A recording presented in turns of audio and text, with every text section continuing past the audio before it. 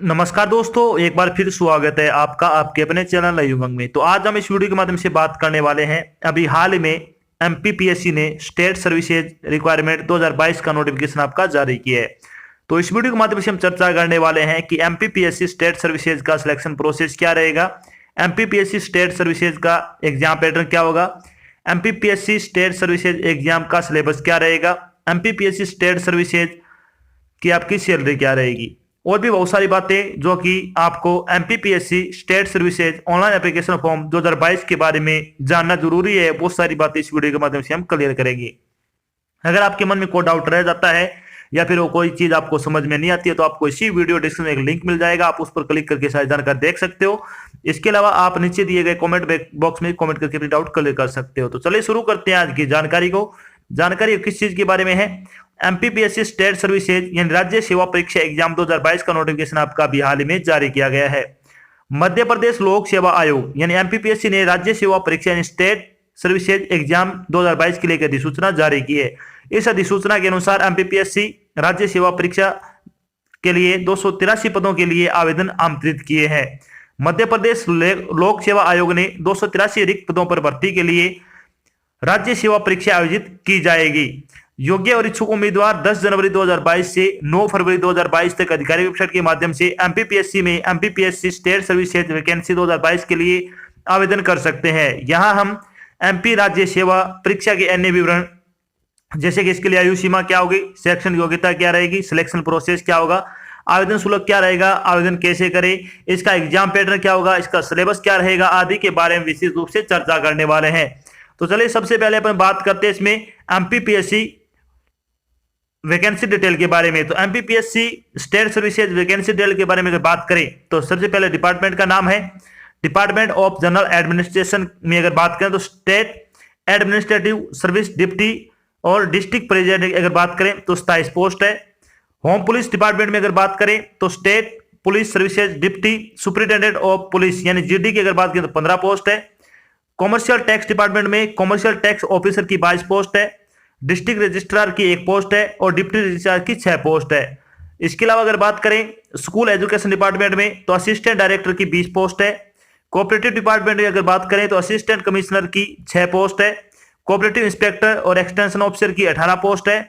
इसके अलावा अगर बात करें लेबर डिपार्टमेंट में तो लेबर ऑफिसर की 2 पोस्ट है। असिस्टेंट लेबर ऑफिसर की 2 पोस्ट है। Urban department and environment develop department में अगर बात करें तो चीफ म्युनिसिपल ऑफिसर की 7 पोस्ट है। इसके अलावा अगर बात करें तो पंचायत एंड रूरल डेवलपमेंट में additional assistant development commissioner chief executive officer जनपद पंचायत के अंतर्गत आपकी 13 पोस्ट है और डेवलपमेंट ब्लॉक ऑफिसर की 14 पोस्ट है। इसके अलावा रेवेन्यू डिपार्टमेंट में अगर बात करें तो नायब तहसीलदार की 43 पोस्ट है और फाइनेंस डिपार्टमेंट की अगर बात करें तो मध्य प्रदेश सबऑर्डिनेट्स अकाउंट्स सर्विस की अगर बात करें तो 87 पोस्ट है। टोटल अगर बात करें तो 283 पदों के लिए क्या आपसे ऑनलाइन आवेदन है वो आमंत्रित किए गए हैं। चलिए बात करते हैं इन पदों के लिए आपकी शैक्षणिक योग्यता क्या रहने वाली है। कोई भी उम्मीदवार जो कि किसी भी मान्यता प्राप्त विश्वविद्यालय से किसी भी विषय में क्या ग्रेजुएशन किया हुआ होना चाहिए या फिर ग्रेजुएशन के अंतिम वर्ष में जो अपने परिणाम का इंतजार कर रहा है एमपीपीएससी राज्य सेवा परीक्षा के लिए आवेदन कर सकते हैं। अगर आपने फाइनल ईयर के एग्जाम दे रखे और आपका रिजल्ट आना बाकी है तो भी आप इसके लिए अप्लाई कर सकते हो। बात करते हैं एज लिमिट के बारे में। तो एज लिमिट के बारे में अगर बात करें तो ड्रेस पोस्टेड है, ड्रेस पोस्ट है उनके लिए आपकी 31 वर्ष आपकी कम से कम आयु होनी चाहिए और मैक्सिमम आपकी 33 वर्ष आयु हो सकती है।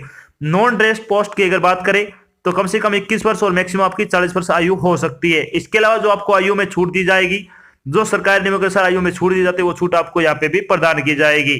चलिए बात कर लेते हैं अब कि एग्जाम इसकी इंपॉर्टेंट डेट के बारे में।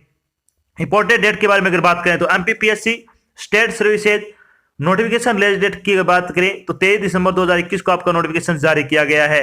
अगर बात करें कि MPPSC state services online application form भरने की स्टार्टिंग डेट के बारे में तो 10 जनवरी 2022 से आपके फॉर्म भरने शुरू हो जाएंगे। अगर बात करें कि आप अगर इसमें कोई अपने फॉर्म में कोई करेक्शन करना चाहते हैं तो 15 से लेकर 21 11 फरवरी तक के आप इसके अंतर्गत करेक्शन कर सकते हो। यानी 15 जनवरी से शुरू हो जाएंगे आपकी करेक्शन विंडो ओपन हो जाएगी और 11 फरवरी तक आपकी करेक्शन विंडो ओपन रहेगी। अगर बात करें MPPSC state services online application form भरने की लास्ट डेट के बारे में, तो 9 फरवरी 2022 तक आप अपना फॉर्म भर के जमा करवा सकते हो। इसके अलावा अगर बात करें कि एमपीपीएससी स्टेट सर्विसेज की अगर बात करें प्री एग्जाम डेट के बारे में, तो 24 अप्रैल 2022 को आपका एग्जाम कंडक्ट किया जाएगा। इसके अलावा अगर बात करें कि आपका जो एडमिट कार्ड है वो कब जारी किया जाएगा, 15 अप्रैल 2022 को आपका एडमिट कार्ड है वो जारी कर दिया जाएगा। चलिए बात कर लेते हैं एप्लीकेशन फीस के बारे में। एप्लीकेशन फीस के बारे में अगर बात करें तो जनरल की 500 पोस्ट है, और SC ST OBC और एक्स सर्विसमैन की अगर बात करें जो कि MP के डोमिसाइल लगते हैं उनके लिए 250 रुपये आपकी फीस रखी गई है। फीस का भुगतान आपको ऑनलाइन माध्यम से करना होगा, जैसे कि डेबिट कार्ड हो गया, क्रेडिट कार्ड हो गया, नेट बैंकिंग हो गया आदि के माध्यम से आप अपनी फीस का भुगतान कर सकते हो। बात करते हैं MP state services exam selection process के बारे में। तो आपका सिलेक्शन प्रोसेस है वो रहेगा, इसमें प्री एग्जाम आएगा, इसमें मेंस एग्जाम होगा और इंटरव्यू, और 3 चरणों से गुजरने बाद आपको क्या फाइनल सिलेक्शन है वो दिया जाएगा। चलिए बात करते हैं MPPSC state services exam pattern के बारे में। तो आपका जो प्री एग्जाम होगा उसके बारे में बात करते हैं। तो Madhya Pradesh state services pre exam pattern 2022 के बारे में अगर बात करें तो इसमें आपका पेपर फर्स्ट होगा वो जनरल स्टडी का रहेगा, इसमें 200 नंबर का आपका पेपर होगा। पेपर सेकंड आपका जनरल एप्टीट्यूड का टेस्ट होगा, इसमें 200 नंबर का रहेगा। चलिए थोड़ी बात करते हैं पेपर के बारे में। तो MPPSC state services pre exam के बारे में अगर बात करें तो आपका पेपर वो ऑब्जेक्टिव टाइप रहेगा। पेपर 200 नंबर का होगा, प्रत्येक पर्सन आपका 1 नंबर का रहेगा। प्रश्न पत्र में 200 पर्सन होंगे, प्रत्येक पार्ट के लिए आपको 2-2 घंटे का समय दिया जाएगा। यानी आपका जो प्रत्येक पार्ट है जनरल स्टडी का और जनरल एप्टीट्यूड टेस्ट का, तो उनके लिए आपको 2-2 घंटे का समय दिया जाएगा। अब बात करते हैं कि MPPSC state services pre exam syllabus के बारे में। तो सिलेबस के बारे में अगर बात करें तो जनरल स्टडी का आपका सिलेबस रहेगा, तो इसमें आएगा जनरल साइंस एंड एनवायरनमेंट आएगी, इसमें current events of national and international importance आएगी, history of India and independence India से संबंधित क्वेश्चन पूछे जाएंगे, इंडिया एंड वर्ल्ड जियोग्राफी से संबंधित क्वेश्चन पूछे जाएंगे, इंडियन पॉलिटी एंड इकोनॉमिक्स से संबंधित क्वेश्चन पूछे जाएंगे, स्पोर्ट्स से संबंधित क्वेश्चन पूछे जाएंगे, geography history and culture of MP से संबंधित क्वेश्चन आएगा, polity and economic of MP, information and communication technology से संबंधित आप क्वेश्चन है वो पूछे जाएंगे। चलिए बात करते हैं कि जनरल एप्टीट्यूड का सिलेबस क्या रहेगा। तो जनरल एप्टीट्यूड में आपका आएगा comprehension, interpersonal skills, logical reasoning and analytical ability, decision making and problem solving, basic numeracy, Hindi language comprehension skill, जो कि आपकी 10वीं के लेवल तक की आपकी केस में क्वेश्चन पूछे जाएंगे। तो ये आपका हो गया परी के बाद जब आपको मेंस एग्जाम के लिए बुलाया जाएगा तो उसके सिलेबस के बारे में बात कर लेते हैं। तो इसमें अगर बात करें MP state services mains exam pattern 2022 के बारे में अगर बात करें तो पेपर फर्स्ट होगा वो जनरल स्टडी का होगा, 3 घंटे का आपको समय दिया जाएगा, 300 नंबर का होगा। पेपर सेकंड होगा वो जनरल स्टडी सेकंड का रहेगा, 3 घंटे का समय होगा, 300 नंबर का रहेगा। पेपर थर्ड होगा वो जनरल स्टडी थर्ड का होगा, इसमें 3 घंटे का समय दिया जाएगा, 300 नंबर का रहेगा। पेपर फोर्थ में भी जनरल स्टडी से संबंधित आपके क्वेश्चन होंगे, 200 नंबर का पेपर रहेगा, 3 घंटे का समय होगा। पेपर 5 जनरल हिंदी का आएगा, इसमें आपका 3 घंटे का होगा, 200 नंबर का रहेगा। और पेपर जो 6 है वो आएगा हिंदी ऐसे राइटिंग से संबंधित होगा, 1 घंटे का होगा, 100 नंबर का आपका पेपर रहेगा। तो ये आपका पेपर होगा जो मेंस एग्जाम में पूछा जाएगा। अब बात करते हैं इसका सिलेबस क्या रहेगा। तो MPPSC mains exam paper first general study syllabus के बारे में अगर बात करें तो इसमें क्या क्या आएगा। तो इसमें आएगा general science and environment, current events of national and international importance, history of India and independent India, geography, Indian polity and economy, sports, geography history and culture of MP, polity and economy of MP, information and communication technology से संबंधित आपके question पूछे जाएंगे। तो paper second का आपका syllabus क्या रहेगा जनरल स्टडी का। तो इसमें आएगा संविधान के भाग में मौलिक अधिकार, राज्य नीतियों के निर्देशक सिद्धांत, केंद्र और राज्य विधानसभाएं, न्यायपालिका, पंचायती राज जैसे विषय शामिल होंगे। सामाजिक विधान के लिए अगर बात करें तो राज्य और केंद्रीय कैबिनेट द्वारा पारित चालू विधेयकों और एक बहस में लोगों पर अधिक ध्यान केंद्रित करने से संबंधित क्वेश्चन पूछे जाएंगे।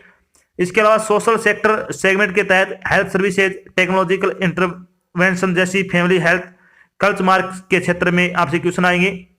एक इच्छुक व्यक्ति को एलिमेंट्री एजुकेशन और लड़की शिक्षा से संबंधित मुद्दों पर वर्तमान अपडेट पर विशेष ध्यान देने के साथ साथ एजुकेशन सिस्टम के बारे में क्वेश्चन पूछे जाएंगे।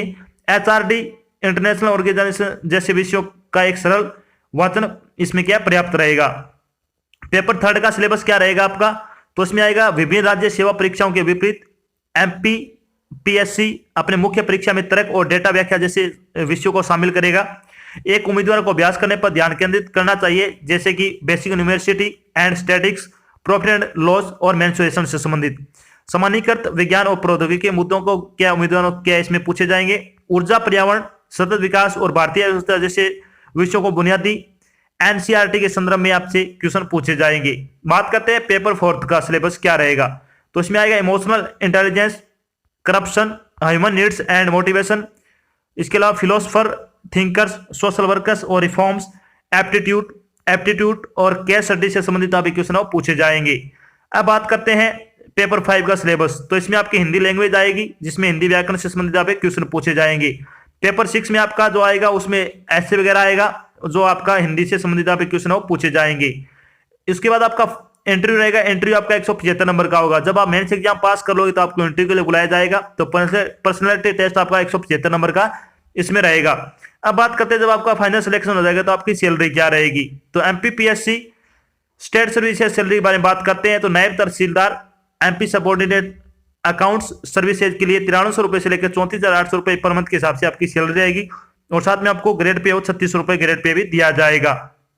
इसके अलावा ऑल अदर पोस्ट की अगर बात करें तो 15,700 रुपए से लेकर 39,100 रुपए तक आपको क्या सैलरी दी जाएगी, ग्रेड पे आपका 5400 रुपए इसमें रहेगा। तो बहुत अच्छी सैलरी है, अगर आप योग्यता रखते हो तो आपको फॉर्म वो जरूर अप्लाई करना चाहिए। तो ये तो थी आपकी एक छोटी जानकारी, जिसके माध्यम से हमने डिस्कस किया कि अभी हाल ही में मध्य प्रदेश में स्टेट सर्विसेज की वैकेंसी का जो नोटिफिकेशन आपका जारी हो चुका है। इसके अलावा हमने चर्चा की कि मध्य प्रदेश स्टेट सर्विसेज का जो प्री एग्जाम पैटर्न क्या रहेगा, MPPSC state services mains exam pattern क्या रहेगा, MPPSC state services pre exam का सिलेबस क्या रहेगा, MPPSC state services mains exam का सिलेबस क्या रहेगा, आदि के बारे में हमने यहाँ पे चर्चा की है। आशा करते हैं हमने आपको जो जानकारी प्रोवाइड करो वो आपको अच्छी लगी और समझ में आई है। अगर जानकारी अच्छी लगे तो इस वीडियो को लाइक और शेयर जरूर करें। अगर आप चैनल पे नए तो चैनल को सब्सक्राइब कर लेना, और साथ में आपको इधर एक बेल आइकन दिखा उसको आपको प्रेस कर लेना, ताकि जब भी कोई नई जानकारी डाल जाए आपके पास उसका नोटिफिकेशन आ जाए और आप जल्द से जल्द की जानकारी ज्वाइन कर सको। तो आज की जानकारी बस इतना ही, मिलते हैं एक नई जानकारी के साथ, तब तक के लिए जय हिंद, जय भारत, धन्यवाद।